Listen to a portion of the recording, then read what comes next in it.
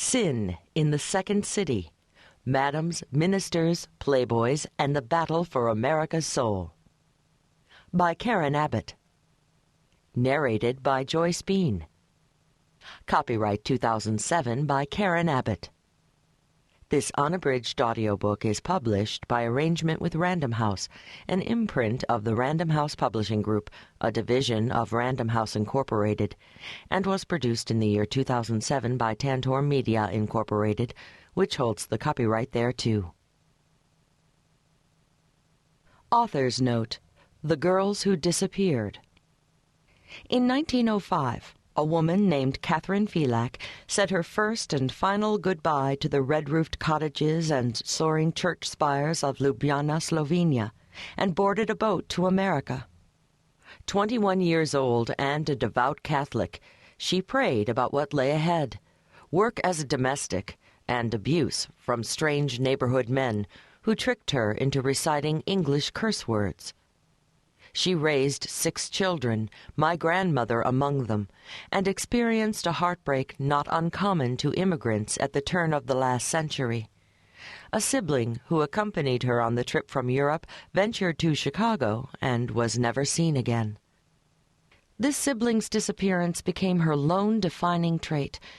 My great-grandmother, I'm told, refused to speak of her, and over time I've imagined this lost relative's face, retraced unknown steps, filled in the blanks of her life by probing the city that might have taken it.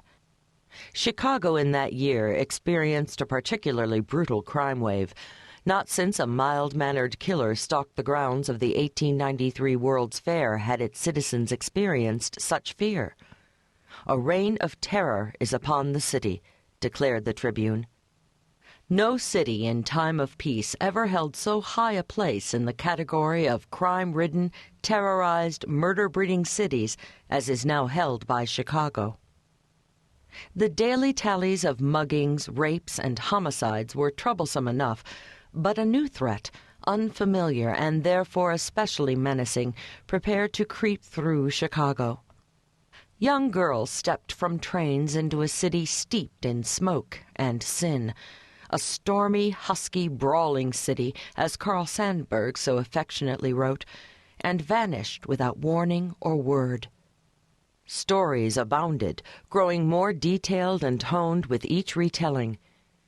Predatory men met these girls at depots.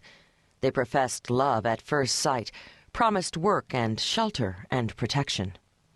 Instead, these girls were drugged, robbed of their virtue by professional rapists, and sold to Levee madams, and were dead within 5 years.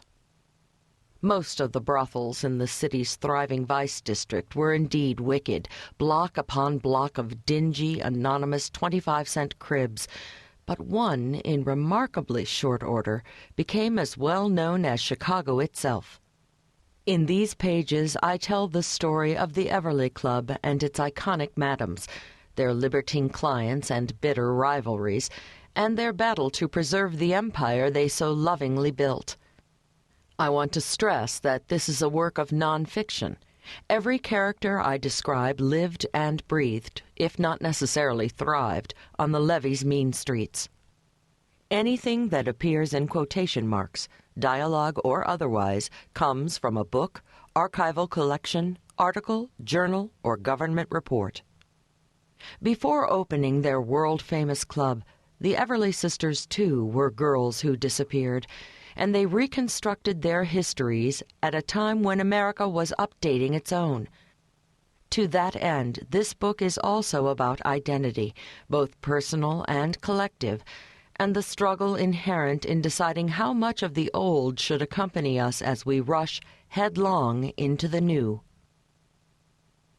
Cast of characters. The Madams.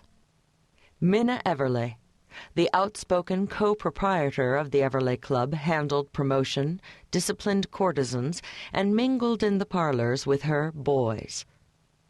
Ada Everleigh, the quiet elder Everleigh sister, interviewed prospective courtesans, balanced the books, and was considered the brains of the operation.